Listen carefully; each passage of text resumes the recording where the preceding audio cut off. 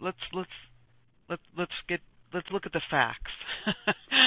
Let's just not, distrust it it comes from whatever source you don't trust, or, um, just logical things like, arresting the Pope and stuff like that. There's the whole sort of pedophile thing really makes me uncomfortable because of the way that it's presented. Not that I don't believe that a lot of it is probably true, because a lot of it has been proven to be true. But Well, the way that just on a side note with that, not to interrupt you though, I can say that the pedophilia is true. I was 10 years old. I was Catholic. I was staying in Lakefield at a priest's house, whatever he was, with my family that was from Peterborough, and walked in on my cousin and the priest that turned into, we had no idea, it was a 4-year drugging, manipulating, threatening. It absolutely nasty. I know that it happens. Absolutely it happens. But what lengths the fact that it's true gets used for is a different story. Sorry, go ahead. I just had Yeah. Yeah. And that's horrible. I mean, so we're in this situation in our, as our little community, online community of people, of free thinkers, that we're looking at this stuff, and we want to look at the facts. We don't want to hear about lizards and aliens and things like this, and we don't want to hear about fucking tribunals, because what the fuck is that?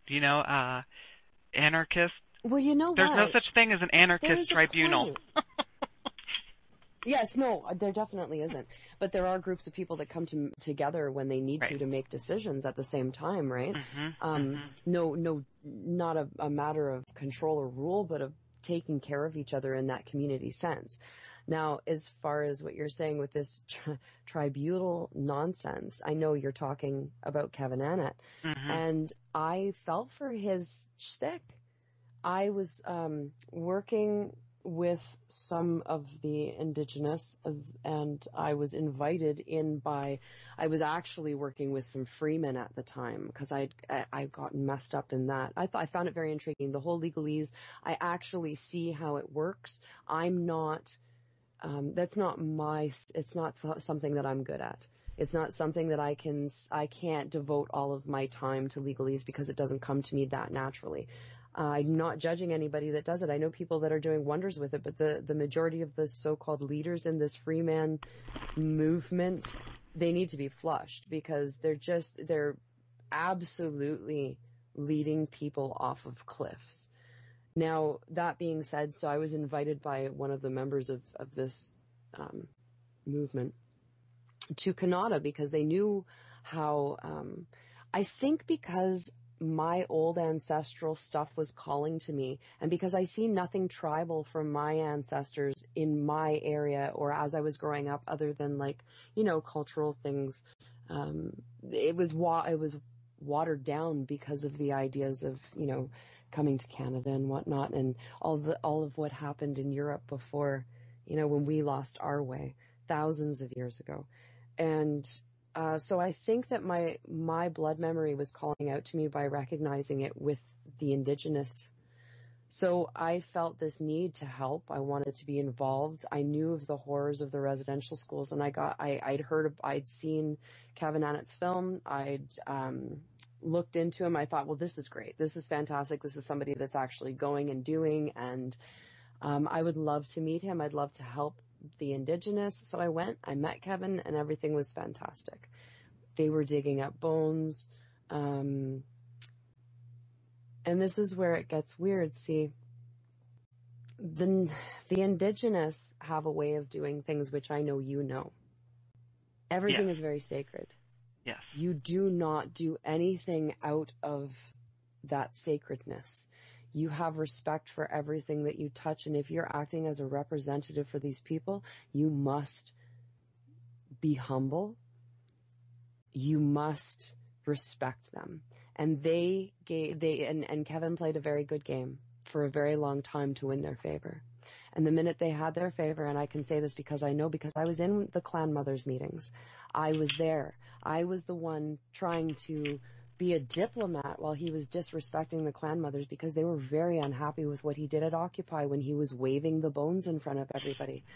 Now, everybody will say to me, well, what does Kevin have to gain from all of this? And I don't think it's what Kevin has to gain. I think it's the people who Kevin works for that have to gain.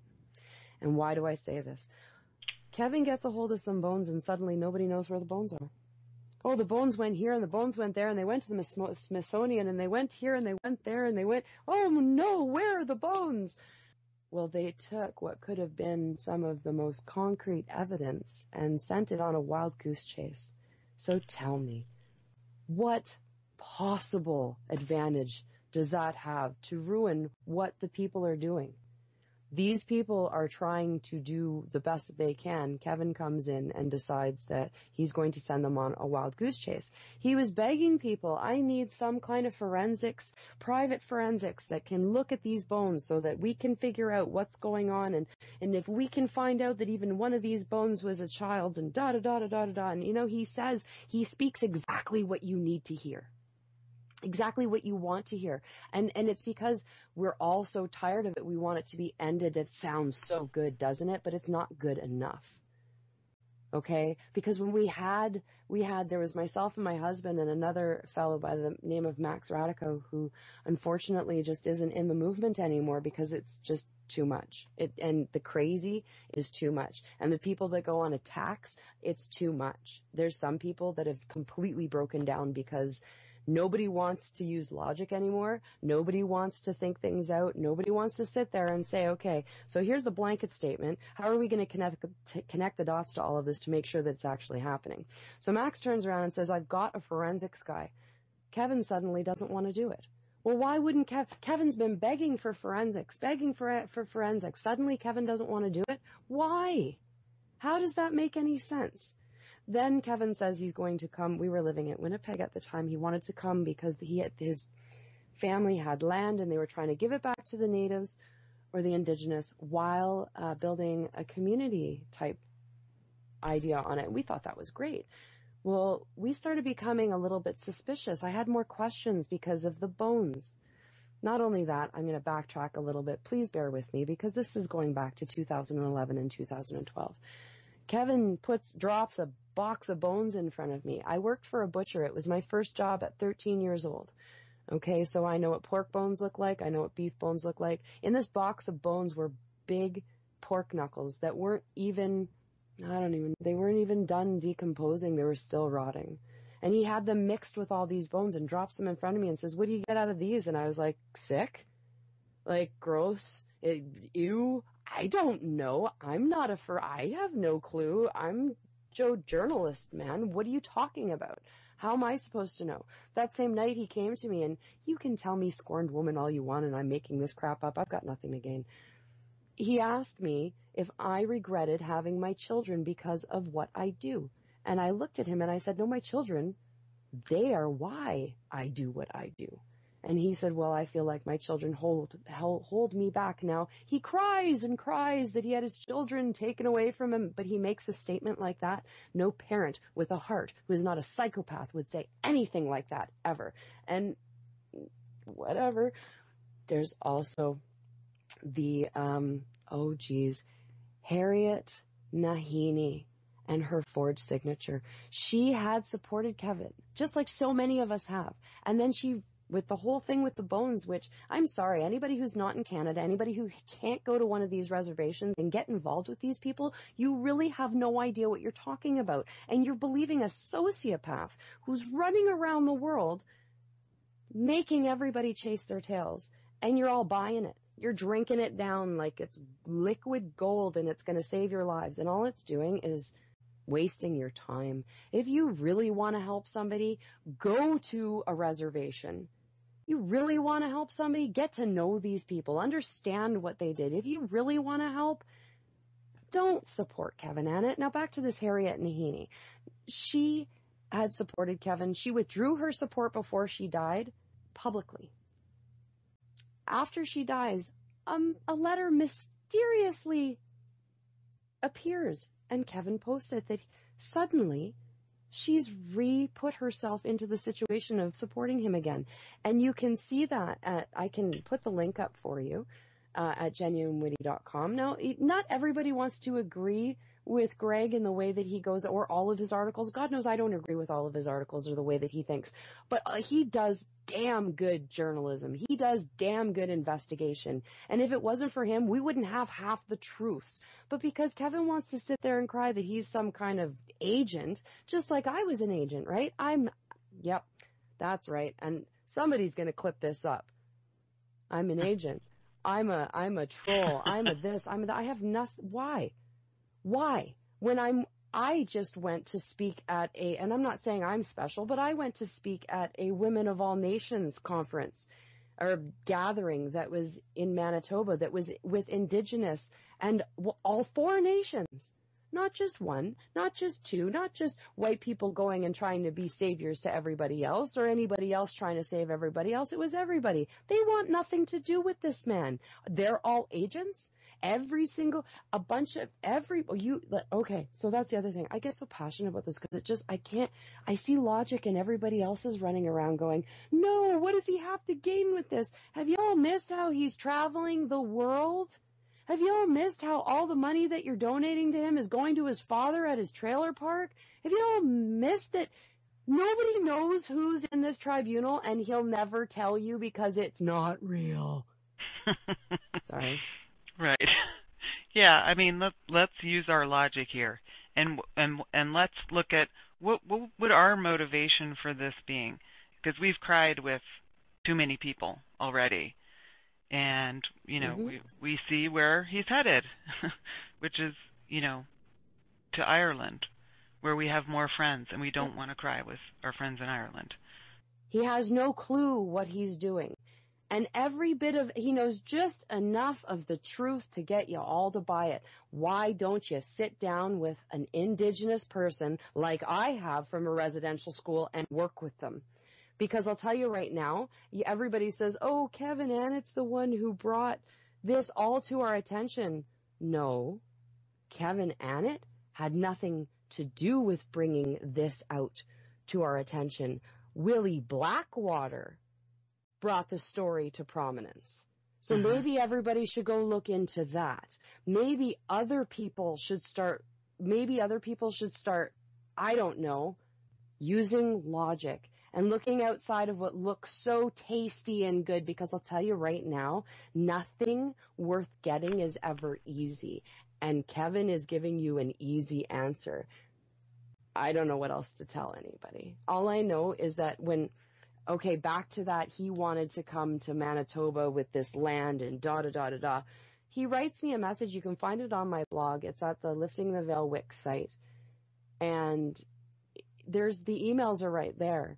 He goes on about HARP attacked him and 3 of his friends, and he got asthma and couldn't board the plane. You people can't all believe that nonsense. There's got to be a point where you sit back and go, oh my goodness, he's like, oh really? Come on now.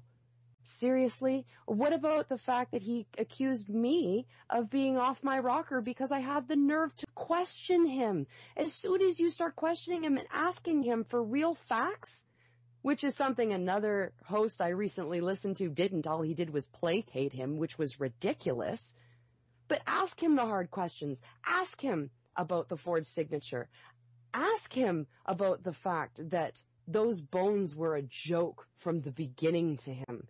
Ask him about the fact that he was renounced by an entire tribe of Mohawk Indians, elders, children, mothers, fathers, grandfathers, grandmothers, all of them.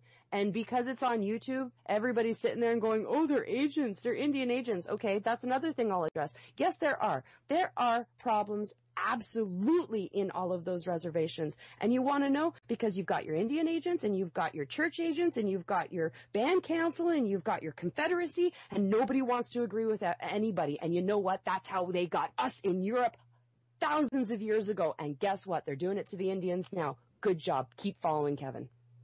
Yeah. Yeah. And now we're back to self-rule. What is it that leads us down the path? Is wanting somebody else to show us the answers. What does it take not to fall for Exactly. that?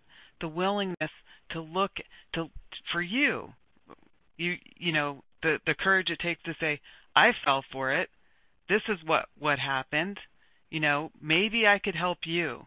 That's the difference between a survivor story and a smear campaign. A smear campaign is bullshit, and it looks like and it smells like bullshit, and it feels like bullshit. You know, it's surface bullshit. It's not concrete stories, facts, dates, times. You know, personally meeting someone. You know, smear campaigns exist on the internet only. You know, it's not about people who have met and worked together and know a thing or two.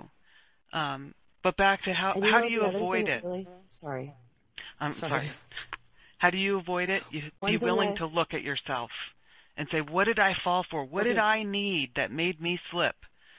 And that's what makes you and your family stronger, is the courage and willingness to do that when you do fall for it. you fall for it and then you realize that you fell for it and then you work to expose it and you don't, like, you blame yourself. Obviously, you always blame yourself at some point because you wanted to believe it. You have to be responsible. You have to look at that thing and go, okay, well, you know what?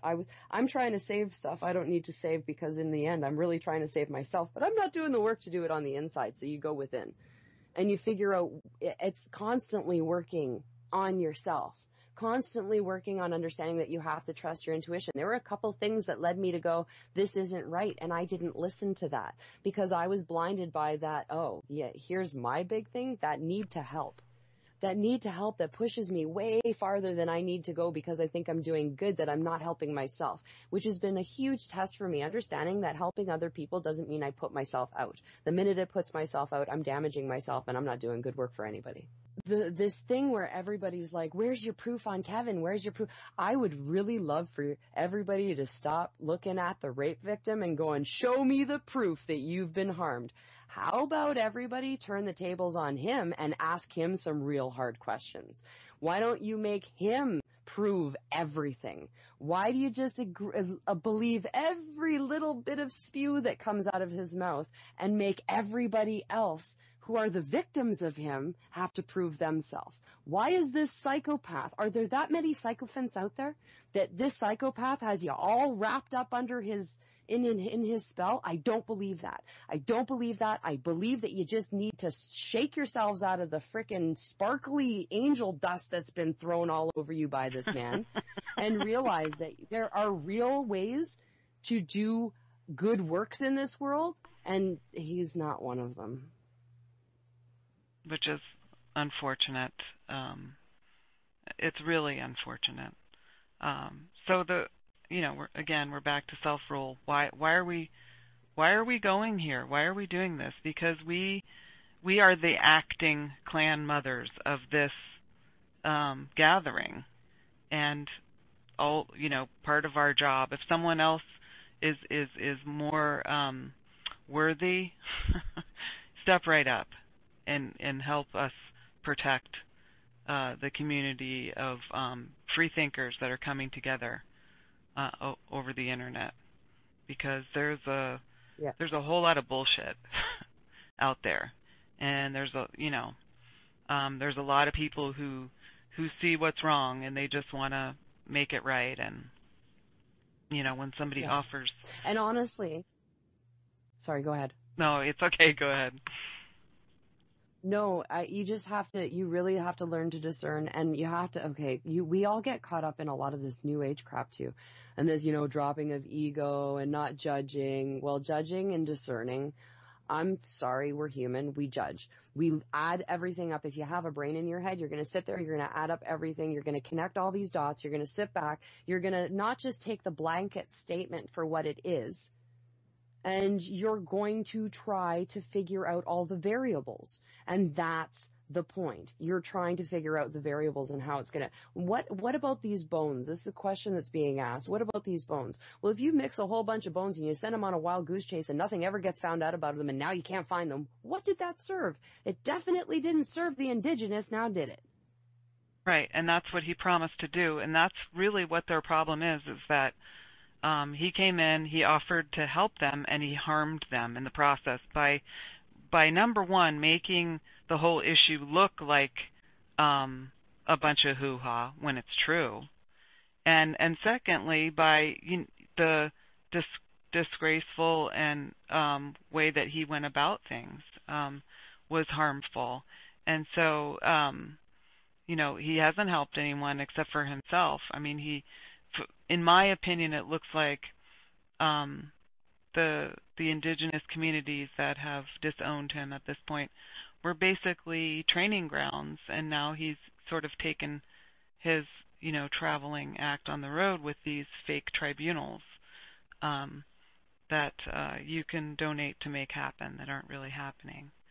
Um, you Yeah. know, Well, and he likes to groom people too. And this is a big thing. The grooming, and this is something you and I have talked about earlier. Grooming is very important that we teach our children how these monsters are doing it. I come from abuse. My father and my mother mentally, emotionally abusive, my father physically abusive. Now, statistically speaking, women that are raised like me don't necessarily turn out to be strong, and they don't necessarily turn out to speak up for themselves. See, I spoke up and I never shut up, and that's why I got half the beatings that I did, probably because I refused to be put under a thumb. Absolutely. Now, Kevin didn't know this about me, but when we were talking, when we were getting to know each other, and he heard my story, hindsight's always 20/20. I remember sitting with him in the Mohawk Community Center kitchen, and I was telling him about my childhood, and he looked at me and he said, "Well, you were treated just like a residential school child was." That's part. You're using what I went through in order to gain my favor. And you could see it in his eyes. And I don't care what anybody says. Something changed. People's faces change when they see, they kind of twist when they see the advantage. Psychopaths definitely do. Cults of personality, they see whatever they can. That was the other thing. Anybody that Kevin would meet, if you were Christian, he walked with Jesus. If you said you were pagan, he was your druid priest at some time in a past life. If you were atheist, well, we all know there's no God. They just use that to make us feel bad. I'm not kidding. That is a cult of personality person. This is somebody who will say and do anything just so you're on his side. That's not normal. I've witnessed him do it. I'm sorry nobody else has, but come on. Yeah, it's a different mask. Sorry. It's a different mask for each situation, and they can be taken off and put back on and changed, and as the situation fits. Yeah. So. And this isn't. But the thing is that this isn't about stopping the work. Okay, the work that Kevin's doing is not doing anything. I'm sorry, it's been going on for a very long time now. It's not doing anything. I really am sorry that everybody thinks that it is. But will you please stop looking at the blanket statements and start sitting back, bringing all the variables in and seeing it for what it is, and maybe stop looking at and thinking that just because Kevin says that the person's an agent, everybody that speaks against Kevin is an agent? Come on now. Right. It's not plausible. And you know what? It's something that many people have witnessed constantly. And there's so many of us speaking out there, but none of you want to listen. So I don't know. I'm not, and please don't take this as I'm fed up. I've been doing this since I realized what was going on in 2012. I have put up with a lot of abuse from people. I just don't care. I don't even care if you believe me, because honestly, it just makes me sad that you really feel that the things that I'm saying are that unbelievable and that they're not enough too. Like I said, go live it. Go and see what this man is like. Go and talk to the indigenous that he's dealt with. Yeah, and go do the research yourself. Go look at the blogs, all the blogs that we've read and stuff, and look for the pattern that we've noticed, or look for whatever patterns you're looking for whatever answers you're looking for.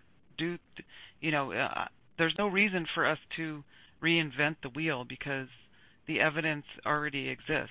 There's it's out there. There's a lot of really good work out there. Yeah, there really is. And the work that's being done within the Indigenous communities, it's theirs to do. If we come in and we help because they've asked us to, or because whatever the case is, because we stand in solidarity with them. But that's the other thing, is they have to stand in solidarity with us too. And there's a lot of infighting in their own ranks.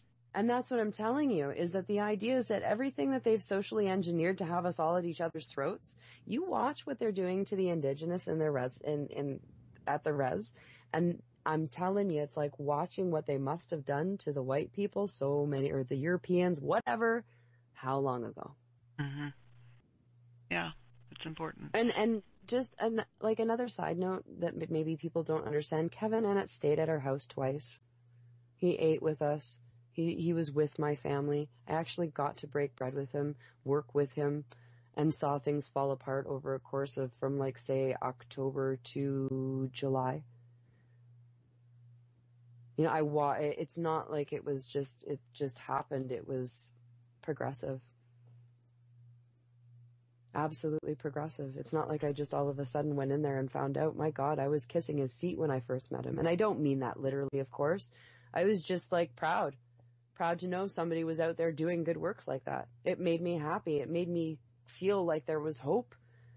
And then, of course, what happens when you find out, but what happens when you put anybody on top of a frickin' pedestal? They're going to kick you with their combat boots all the way down.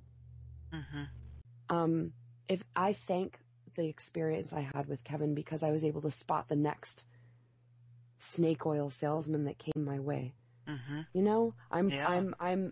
I'm thankful for the lessons that I've learned because of the relationship I was able to gain, or not gain, to have with the Indigenous people that I call friends, family. I don't know. It made my family stronger. We learned so much. Do I think that he needs to be found out for what he is? Yes. And I want to see his own people do it. I want to see all of his followers finally just go, oh my goodness, I can't believe we missed all that. I'm sorry, the only thing I can think of from a maternal sense to say is you shall all be ashamed of yourselves. If you knew the pain that you were causing these people by supporting a man like this, you'd wash your hands of him. And that's not motherly guilt trying to get you to do what I want you to do. It's the freaking facts.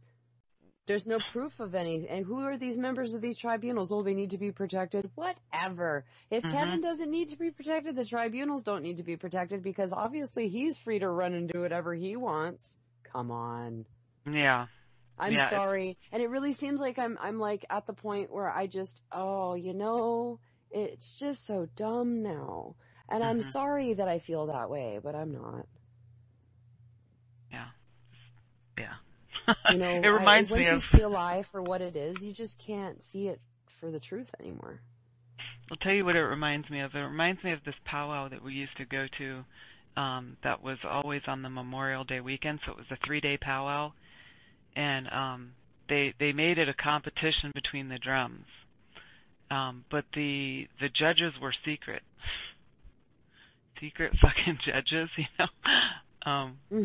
Okay. So, but then it was always somebody's cousin or whatever.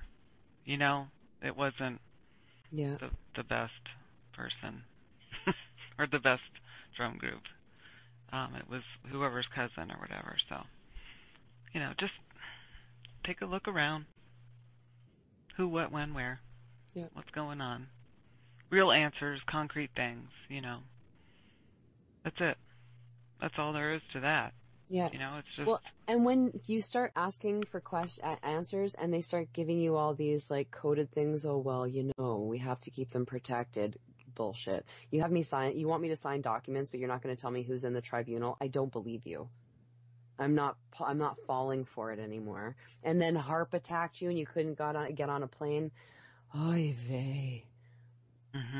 I mean, I know I was born on a day, but it wasn't yesterday. But thanks for thinking I'm so intelligent. I don't know what to say. I don't. I want I want people to be able to take on these causes in some kind of logical way and actually do real help.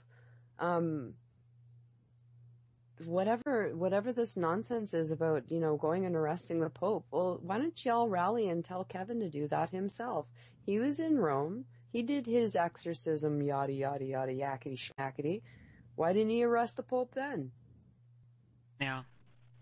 Yeah, it's Nobody wants that. silly. Sorry, go ahead. It's silly. It is, and it's critical thinking. Critical thinking. Where is the critical thinking? Yeah. Why?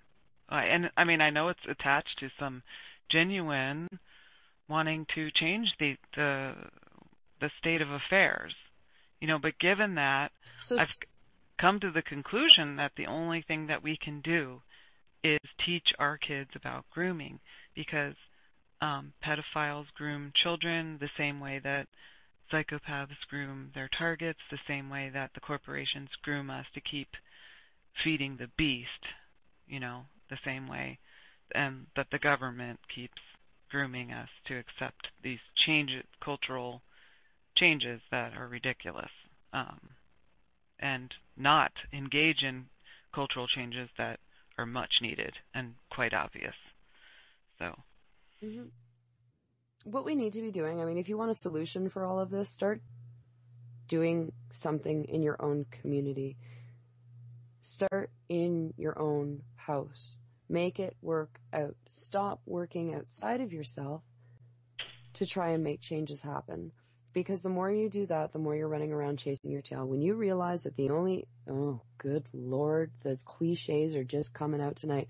But when you realize that you're the only change that's going to happen is going to happen within yourself, you don't care about anything else anymore. And I'm not saying people, but you see things for what they are. When you start to really, truly change yourself from the inside out and understand that until you've got that going on, there's nothing else you can work on.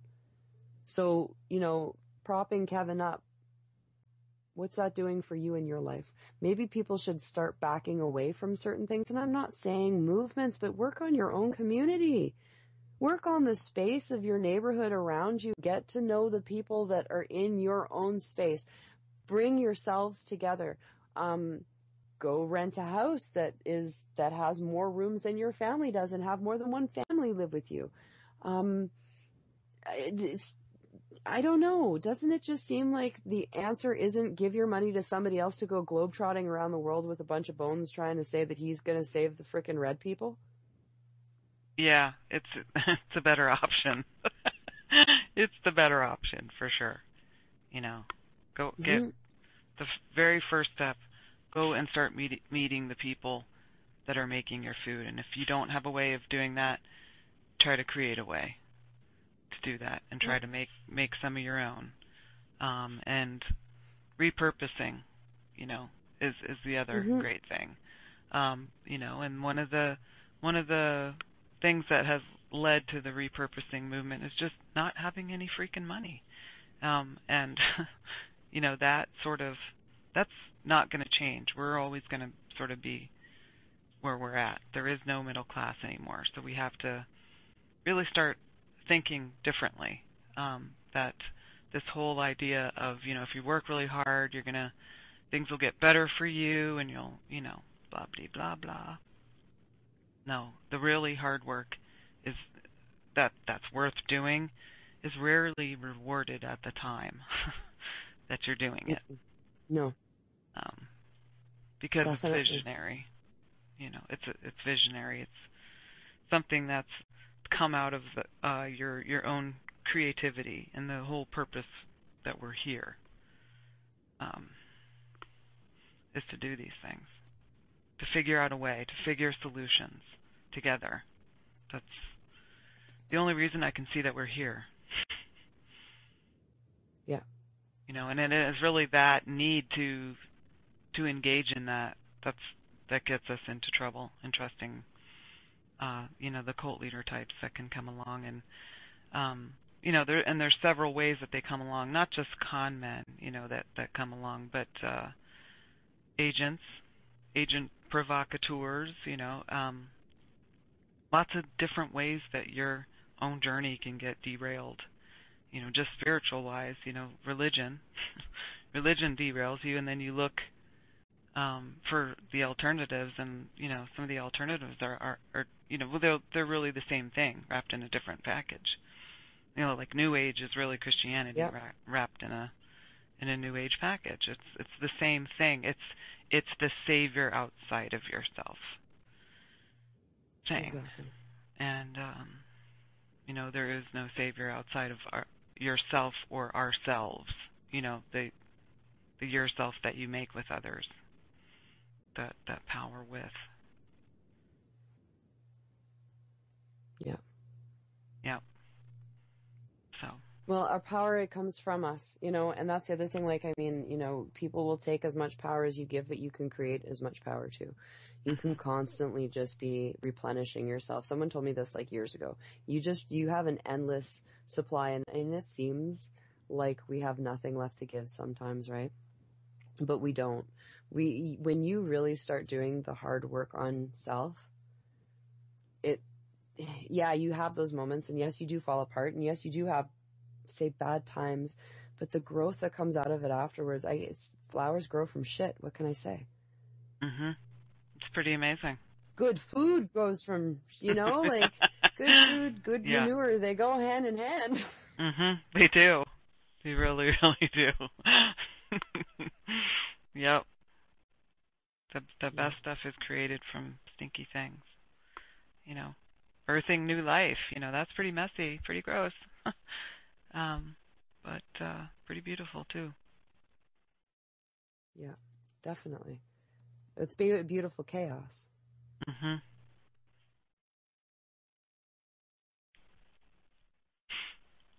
here we are back again to why are we doing this? Why are we coming together and talking on a broadcast and putting out this information for other people? It's because we've made some mistakes and we found some avenues that are working, and one of the best things that's working so far is really looking at what we're consuming, not only physically the food that we're consuming, but what we're consuming in terms of entertainment, in terms of education, and in terms of thoughts, and constructed realities, all that. And so how do we not only deconstruct that for ourselves? I mean, we're back to decolonization, but the way you describe what you're doing, I think you're already doing it, decolonizing. I feel like I am. Yeah. Well, okay, yeah, sure. It's maybe it does have to be on that like family to family level. Then maybe that's the only way we can do it, is to do it family to family, home to home, house to house, friend to friend. Maybe that is the only way that it can be done. Like, because I mean, on the grand scale, I'm a little depressed about it. Maybe it's just I've been really in a place of philosophical questioning lately about what kind of. He said, "Why are we doing what we're doing?" This weekend, I kind of asked, "Why am I doing this? Who's listening anymore? What's the point? Am I getting through to anybody? I've been doing this for 4 years now." And then I had to actually go back through it all, and I had to see what it was that, not that I've accomplished, but the bridges that I have met people in the middle of, and the bridges I've burnt behind me while laughing wildly as it burned. And I'm not kidding. Yeah.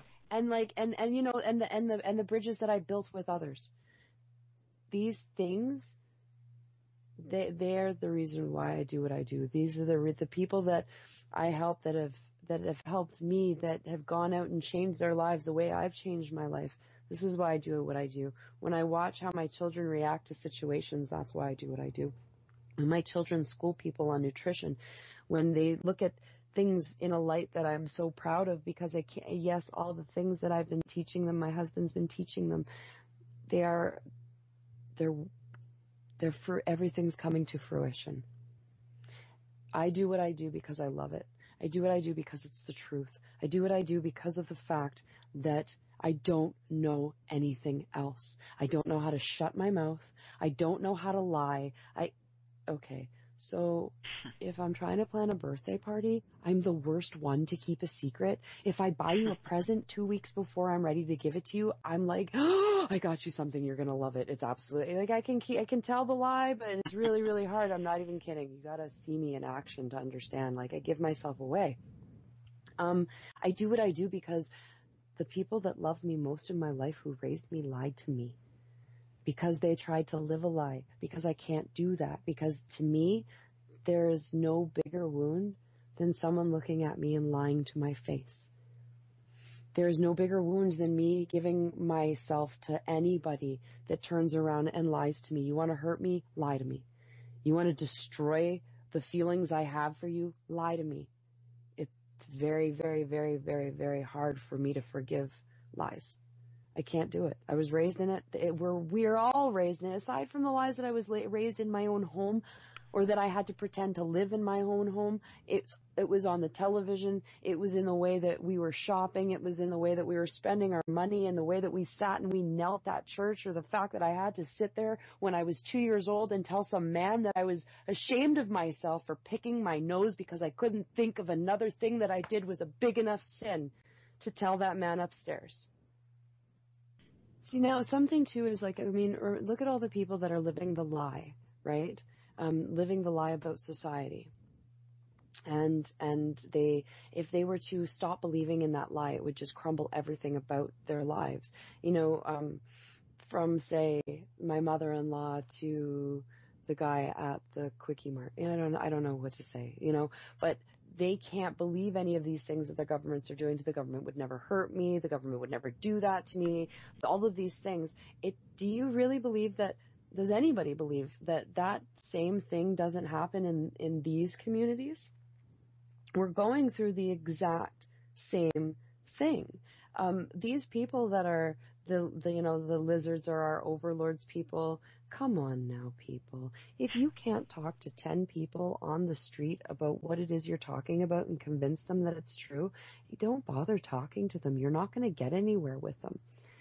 I'm not saying don't talk about it. I'm just saying use your discernment.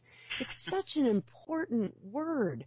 You can't. I know that when you find out that one of your, say, heroes or the people that you look up to and respect so much lets you down, it's you that's let yourself down because you believed it in the first place. It's something that I'm starting to realize. Somebody very close to me at different times in my life, but right now I'm thinking of a situation where I allowed something to happen, and I had to sit there as angry as I was at the situation. I had to realize that, yeah, I did that. I allowed Kevin to fool me at 2-3 years ago because I didn't investigate thoroughly. I had people doing what I'm doing right now and saying, Cari, you really need to look at these other things. And I was like, why do you gotta? And I did all of that mentality of, well, what's he got to gain out of it? No, this and that and the other. And it wasn't until I asked, something went weird and I asked a question and didn't get an answer that my spidey sense went like off the radar. It had been twinging here and there and I'd stifled it because I still wasn't out of, understanding that I allowed society to screw me over. So now I was getting into another realm of things, only a couple years into it, and find out that I'm getting lied to there too. But there's snake oil salesmen everywhere.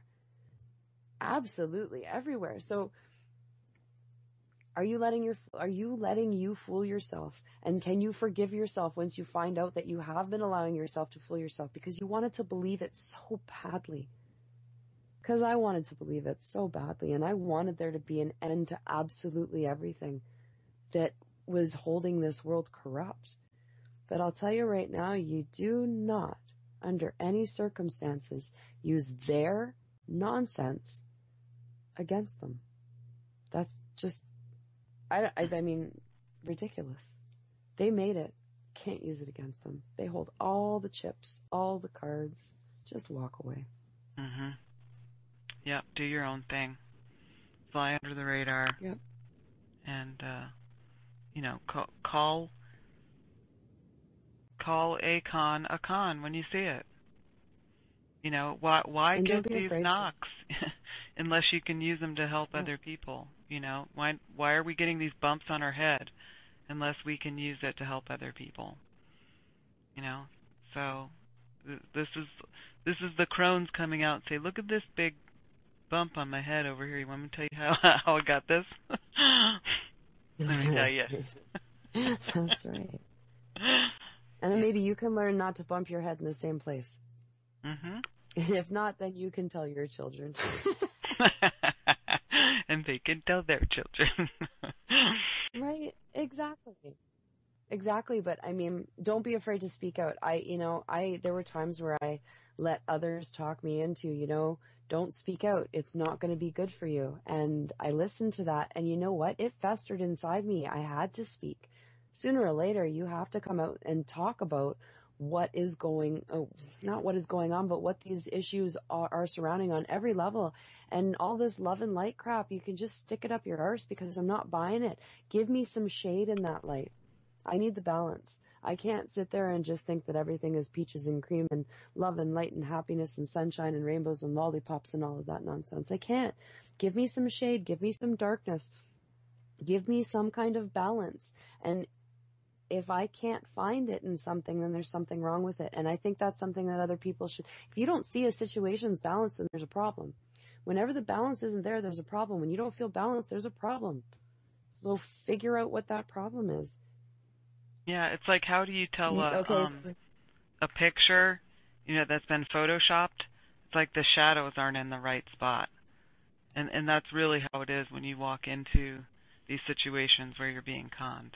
The shadow's never in the right yes, spot. that's right.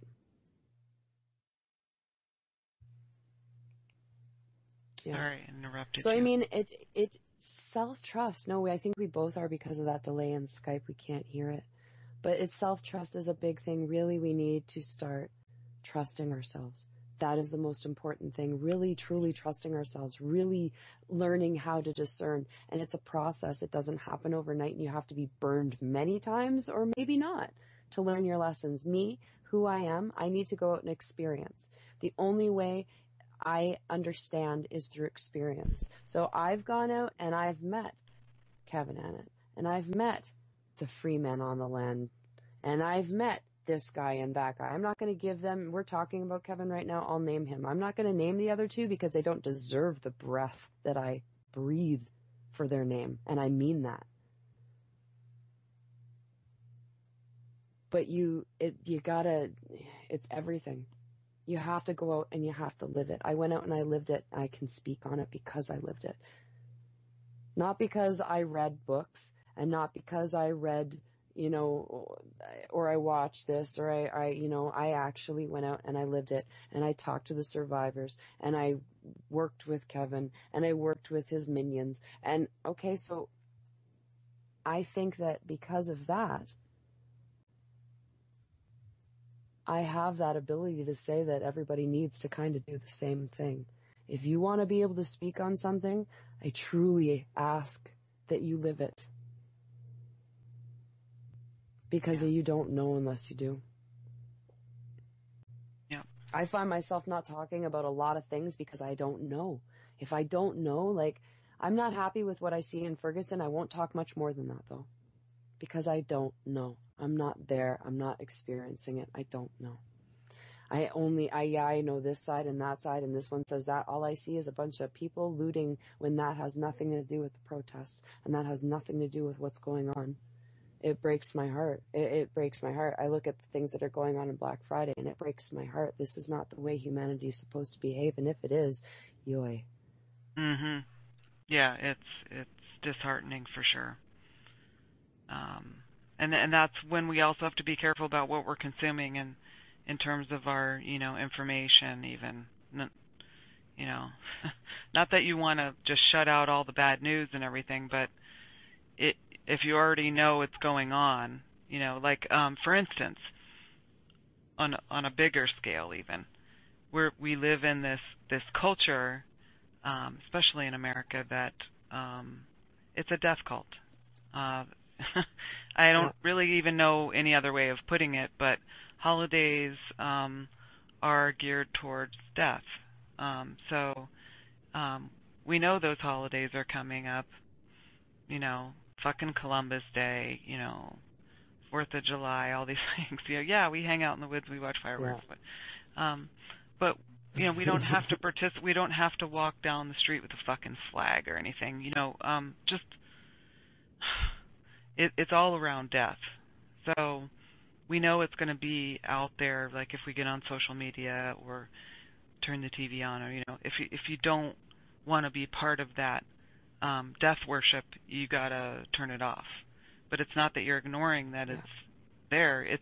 You're actually saying it's there. So I'm going to do something for my own spiritual well-being and shut it off,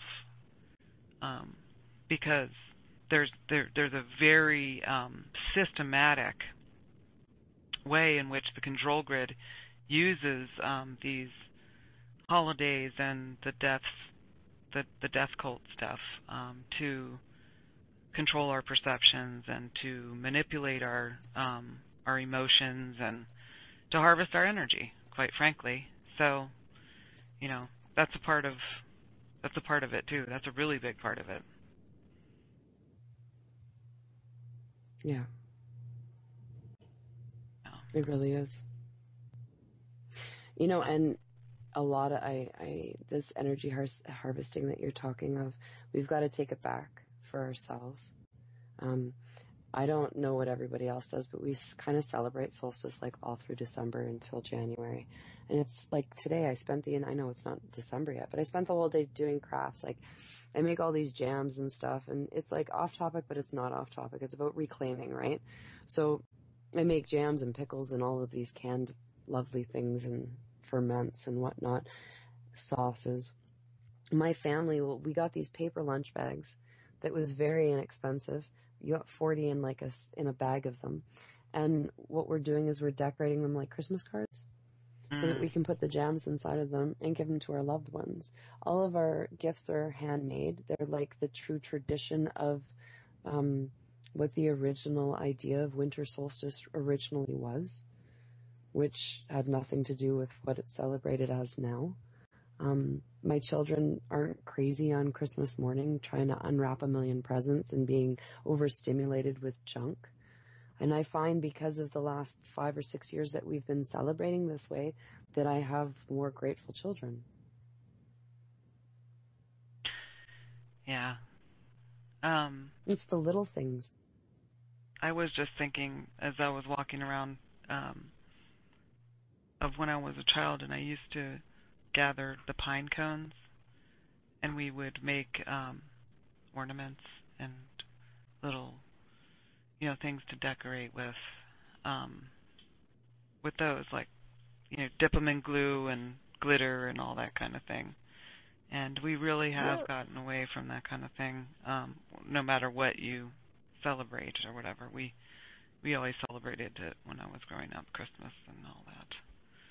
But it was a simple thing, and now we do solstice as well. And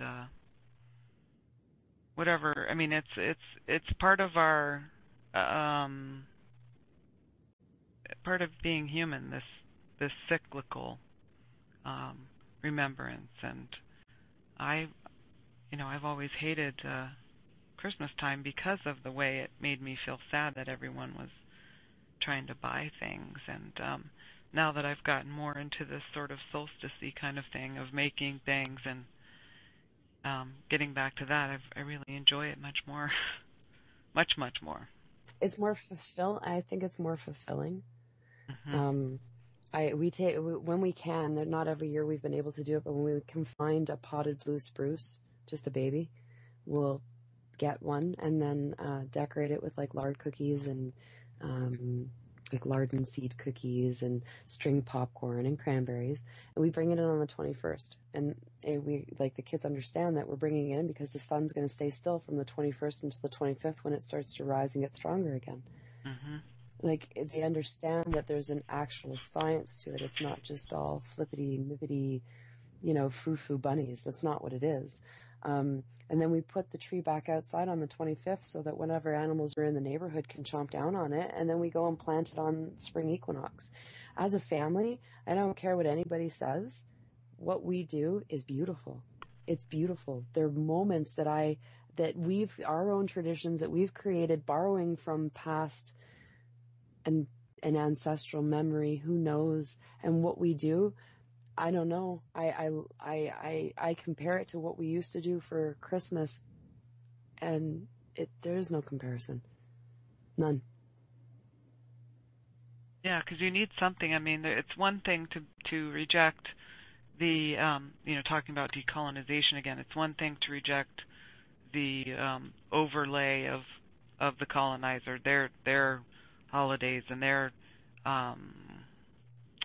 controlled perceptions, right? And re-embrace this indigenous part of yourself and these original ways of celebrating the seasons. And so it's one thing to reject, but what are you going to embrace?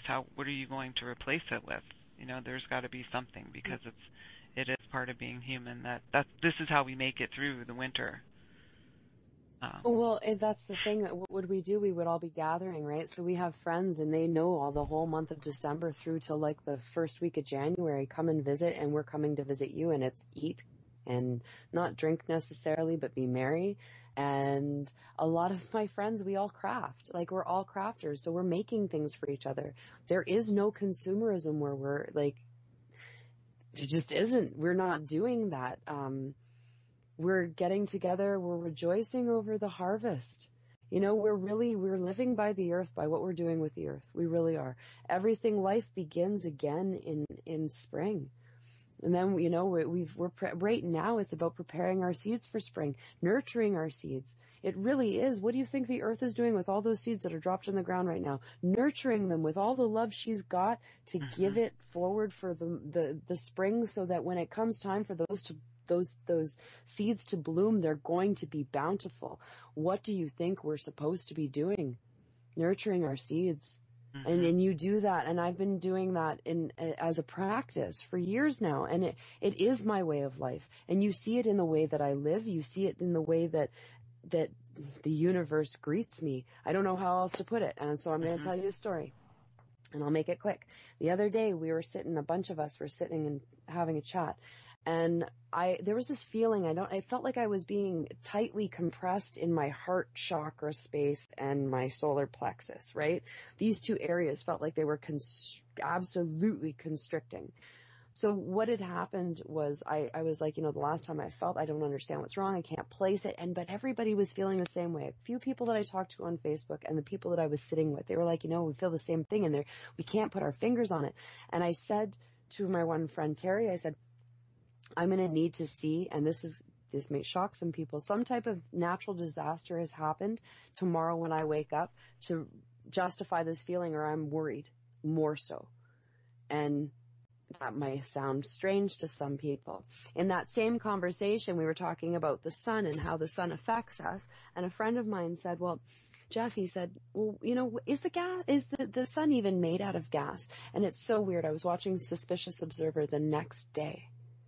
And he's on YouTube, and he's wonderful. He talks about sun and the weather, and it's just, for anybody that knows anything about this whole sham of climate change, nobody's putting the sun into factor. None of these scientists are. And Suspicious Observers actually gives it to you with the sun put into factor. He's fantastic, and you can understand a lot of what's going on the planet when you understand that the sun is definitely involved.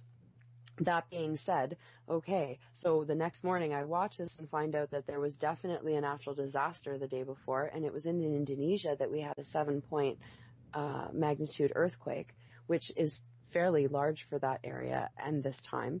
And then maybe 5 more minutes into it, he was talking about the idea that the theory that was originally thought that the sun was made out of gas has been completely debunked, because it is definitely liquid. And that all happened because I honestly believe we all of us that were involved in the conversation, we all walk in the same way with the same type of energy. And then last night, I'm sitting with the same group of people 3-4 days later. We explain that, oh, look at this all happened. Isn't that cool? And we're all like, oh my goodness, that's just amazing. These coincidences are fantastic. And then I say, I really want to walk away more from Facebook and my computer. I wish I could have an old typewriter. And sure enough, I went to a thrift shop and got a typewriter for $8 today. Oh, So wow. Cool. you don't have to believe that my way works, but I'm telling you that it does because of the way that I walk, because I have more of appreciation. I don't believe in a false deity is going to come and save me. I don't have any heroes outside of myself. I know that it's all up to me. At the end of the night, at the end of the day, at the beginning of my life, there was me. At the end of my life, there will be me. I have to live with myself. We all do. So if I don't like me, and I don't like the way I'm living, and I don't like what I'm putting out there, I have nobody to blame but myself. And if you're not happy, again, nobody to blame but yourself. You got to sit there and look at what you're doing, because a lot of the problems you have, you're allowing them to happen. We're enablers, great enablers. And sometimes we do it for the right reasons, and it still hurts us. Every time. Every time. Yeah. Yeah. It does. Well, I love your story, and it's funny because,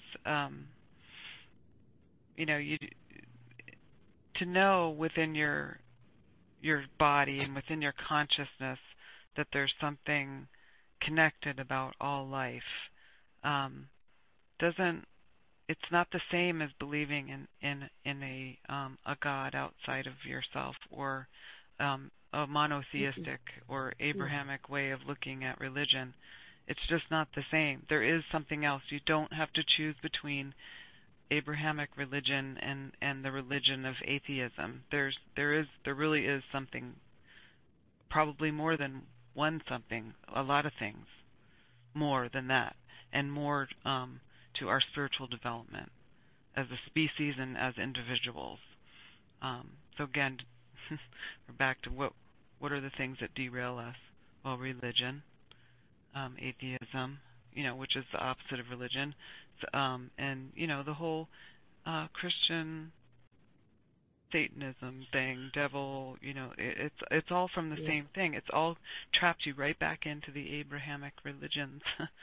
Not that if you are of that faith, you're of that faith, but for those of us who are looking for our indigenous mode and to be in a more indigenous mode with our spirituality and to continue our spiritual development beyond what the Abrahamic religions can offer us as people who aren't really from that region of the world. That's I'm not putting it as an us and them, but why is there so much out there to hook us right back into that? It's a question that I sit with. Why are we always led to have to choose, one of the three, as if those are the only three choices? Yeah. I don't have an answer. Yeah. I don't think any of us do, other than control. Yeah. And maybe that narrative is more controllable or controlled because there's a lot more variation when it comes to indigenous, and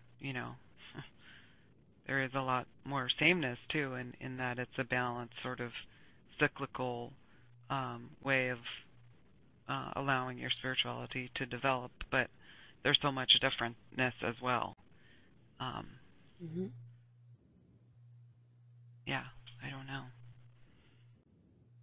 But I think that a lot of us forget who we are too, and we don't have anything to grab onto to tell us because all we have is lies surrounding us. We have to go deep.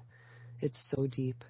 And I don't know what else to tell anybody. You got to let go of all the things that you've ever learned and try and figure it out for yourself. And you have to borrow from ancient things. I know I have, because I've been drawn to them. And I honestly believe that because within my own ancestry, it was killed so long ago in us, that when I started to really see the indigenous way of life, it reminded me of my ancestry, because I believe that as different as I think all indigenous peoples all over the world, white indigenous, black indigenous, red indigenous, yellow indigenous, let's just say all of us, we've all been domesticated. Europeans may have been the first to be domesticated. I don't know, but that's what I see it as. We're domesticated Europeans. They're domesticating the indigenous as we speak. That's what the last 200 years has been about or more. So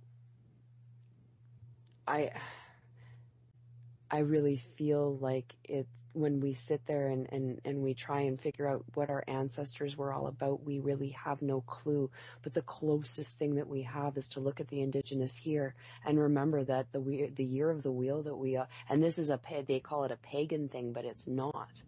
It's something that was used between Egyptians, the Celts, all over the world. They followed the same thing. It had nothing to do with even the Sabbats that they associated with them, because every different region had a different story. Every different region had the same story for the same stars that they saw in a different place in the sky, or whatever the case was, and the way that their people looked as opposed to the way that those people looked, and the mountain ranges over here as opposed to the flat prairies. So our tales, we humans love to tell stories. We live on them. We need to tell our stories. If we don't tell our stories, it's like we have nothing. So we've created all of these wonderful stories to explain how life goes, but it's all has to do, as far as I can see, with the precession of the stars from whatever place you are on this world, and the movement of the seasons, the way that the earth moves, the way that the things grow.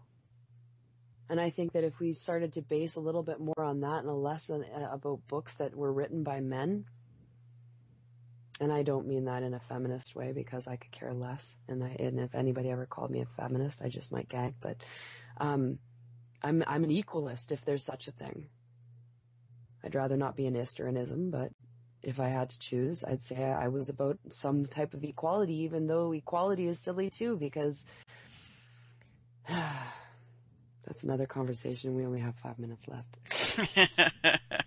Yeah, that's a whole nother conversation in and of itself, and one that needs to be had, one that we need to keep having, because one of the things that I'm seeing is that a lot of us are see through the whole feminist lie, and it's another savior outside yourself type of thing, that we can somehow govern our way to equality, is that's a laughable sort of idea in and of itself. Because we're not all equals. We're all equals depending on our actions, I think. Yeah. To some extent. And doesn't that just sound awful? But yeah, I mean, you certainly what I would call a civilized society would strive for, everyone has their place and purpose and meaning, and if I get banished, then I must have done something really bad. But sometimes people should get banished, and that's what the clan mothers and the elders are there for, to make those calls. And in lieu of anyone taking that role, we're just we've taken that role tonight, just to say, hey, this is our input on this. If you care to listen, a couple of moms who do have a connection to the inner crone and are just telling it like it is, and how we see things, and how if we're not willing to look at how the narrative is being controlled, then why are we doing this? And I'm just as open to being wrong. Prove me wrong. How about that? Oh, God, please, somebody prove me wrong. Show me the proof where I'm wrong. I'm waiting for it.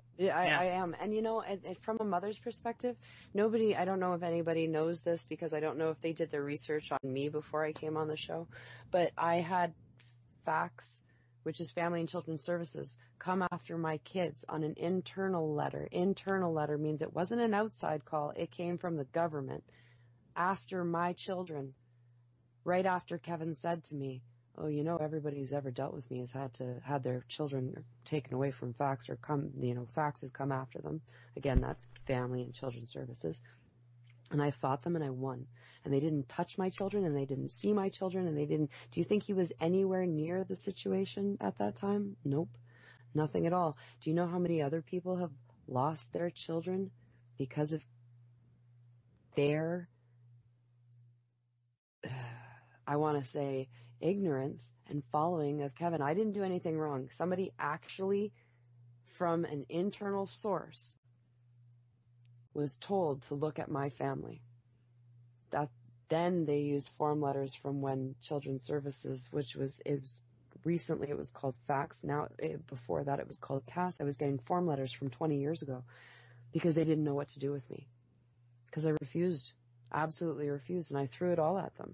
It was just not going to happen. Now, other people have had their children taken away from them because they choose to believe Kevin and did no discerning of their own. I don't want to see anybody else end up like that. I don't want to see anybody else ending up like the Indigenous family that gave them $150,000 to $175,000 and they have nothing now because they thought they were supporting somebody that was going to do something for their people. I don't want to see any more Indigenous being harmed any more than they've already been harmed. But that's all I see in this. Yeah, there's nobody helping anyone but themselves. Okay. That's right. And yeah, I mean, you guys that are all trying so hard to bring this to light, working with Kevin, I know your hearts are in the right place. I know they are because I know where my heart was and still is. But you're going to end up with a broken heart and an empty pocketbook because you're supporting somebody. And all these people saying, oh, well, the truth will out. You know what? Give your heads a shake. I just gave you the truth, but it's up to you to go out and do your research now. So stop waiting for the truth to just suddenly come out. I've given it to you. I really and truly have. I don't care that you don't believe me, but you're sounding absolutely foolish. Go and do the research and then come back and we'll talk.